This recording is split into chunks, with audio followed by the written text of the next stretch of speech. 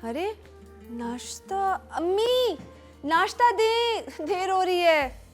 वो टेबल पे रखा है, देखो क्यों शोर मचा रही हो।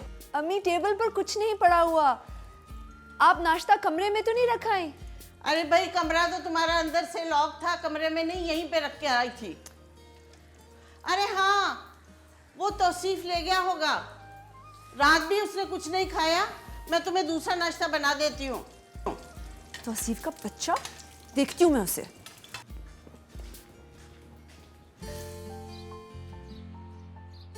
नाश्ता मेरा नाश्ता क्या कर रही हो? यार, अम्मी हमेशा मेरे लिए पहले बनाती है। खाला अम्मी ने मेरे लिए नाश्ता बनाया था ये। ऐसा नहीं है, हमेशा मेरा पहले बनता है। देखो किसी के आगे से नाश्ता उठाना निहायत ही गैर अखलाकी हरकत होती है। और किसी का नाश्ता हाईजैक कर लेना उससे भी ज्यादा गैर अखलाकी चीज होती है, समझे? आउच, मेरा पाँव। क्या हुआ? अरे अरे मेरा नाश्ता।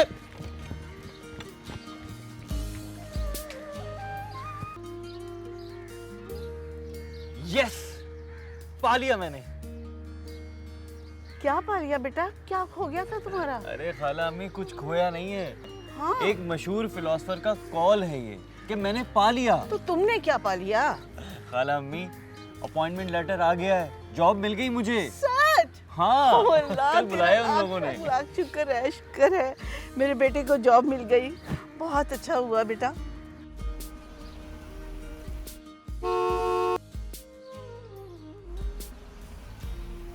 अरे रिबा भी आ गई।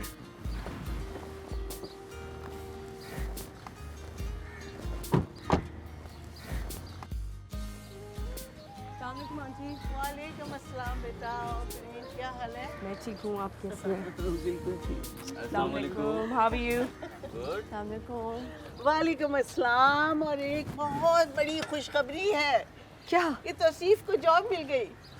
अल्लाह तेरा लाख लाख शुक्र है।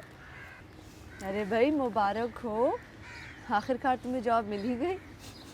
Thank you. वाह भाई, बहुत बहुत मुबारक हो। अब तो इस घर में लाइन रेंट ही आएगा। आई थिंक मीटर रीडिंग तो नहीं होने वाली। अरे तुम्हें किसने बताया कि इसे मीटर रीडिंग की जॉब मिल गई? अम्मी जान, हमें फेस रीडिंग आती है, तो आसिफ की शक्ल पर लिखा हुआ है। आंटी, ये क्या किसी मीटर से कम है? इसकी शक्ल पर सारे डिजिट्स ना दूर से ही नजर आते हैं। वैसे खाला अम्मी, मुझे लग रहा है कहीं से जलने की बू आ रही है। जाके देखिए चूल्हे पे कुछ जल तो नहीं रहा। नहीं बेटी, वो तो मैंने बंद कर दिया था और रोटी मगरिब के बाद बनाऊंगी। लेकिन फिर भी कुछ जल रहा है। लग रहा है मुझे चल रहा है कुछ, समझ गई मैं। कुछ फहमी की इंतहा तो कोई देखे, तुमसे कोई चलेगा? तुम एक काम करना, जब तुम्हें तुम्हारी पहली सैलरी मिलेगी ना, प्लीज़ एक मोटर बाइक खरीद लेना, क्योंकि कब्रिस्तान वाले कंप्लेन कर रहे हैं कि उनको रात को नींद नहीं आती, आवाज़ बहुत आती है। बहुत बुरी बात है, क्यों तंग कर रही हो उसे? अल्लाह का शुक्र अदा करो, इतनी बड़ी जॉब मिल गई है और मुझे सुरखुरू होने का मौका मिला। मेरी मरहुमा बहन से किया हुआ वादा आज पूरा हो गया है। खाला अम्मी, मेरी सारी खुशियाँ आपकी बदौलत हैं। बेटा, तुम्हारी अपनी मेहनत है और अल्लाह ताला किसी की मेहनत को ज़ाया नहीं करता। तुम्हारी मेहनत है। आप लोग सब एक दूसरे की तारीफ ही करते रहेंगे या कोई मिठाई का भी पूछेगा? अरे भाई, मैं खिलाऊंगी मिठाई, मेरे बेटे को इतनी अच्छी जॉब मिली है। आप लोग बैठे, मैं मिठाई लेकर आता हूँ।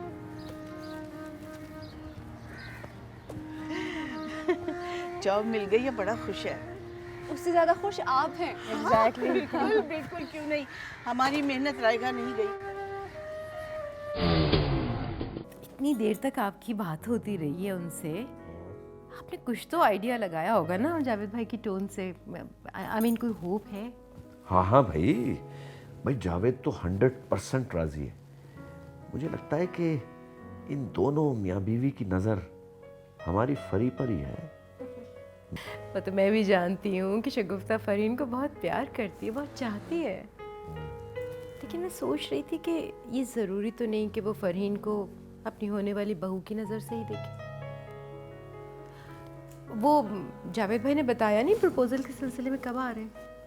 नहीं, मुझे लगता है वो अभी तलाल की तरफ से श्योर नहीं है, लेकिन